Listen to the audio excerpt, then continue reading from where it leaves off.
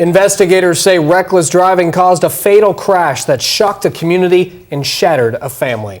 Good evening and thank you for choosing NBC 5 News at 6. I'm Craig Smullin. And I'm Kyle Averman. We now have a better idea what went wrong on April 2nd when a minivan filled with 4 children crashed head-on into a logging truck in Butte Falls. Yeah, the driver of the van and her 6-year-old daughter died in that crash. 3 other kids survived with serious injuries. And tonight, the district attorney's office says the driver, Amy Sue Foster, was driving recklessly at the time of the crash. NBC 5's Roma Villavicencio joins us live in studio with the very latest. Roma. Craig, the investigation reveals that Foster was speeding and crossed the center line when she collided with the logging truck on the day that changed the lives of her children and entire family forever. These pictures from a GoFundMe account show how badly injured Amy Foster's children are as they recover from a tragic April car accident. They are still receiving care in Portland and I believe also here in Jackson County. Jackson County Chief Deputy District Attorney Jeremy Markowitz says Foster and her 6-year-old daughter Rebecca, seen here, died in the head-on collision on Butte Falls Highway.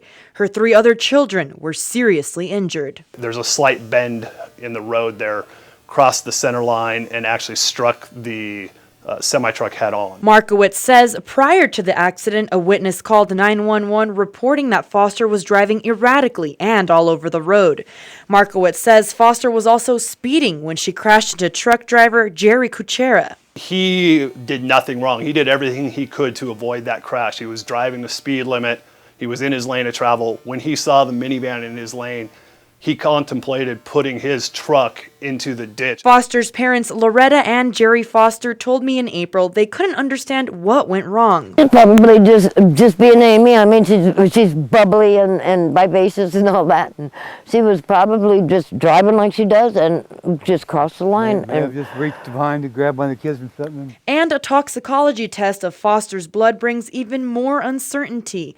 Markowitz says they discovered cannabinoids, though he says they couldn't determine what type was in her system, THC or otherwise, and since some of them can linger in the body for weeks or even months, it's unclear if she was driving high. There really is no way to fully determine whether it was psychoactive in her blood at the time. And as the children who survived the crash continue to heal from their injuries, perhaps the conclusion of the investigation can bring some sort of closure to all involved.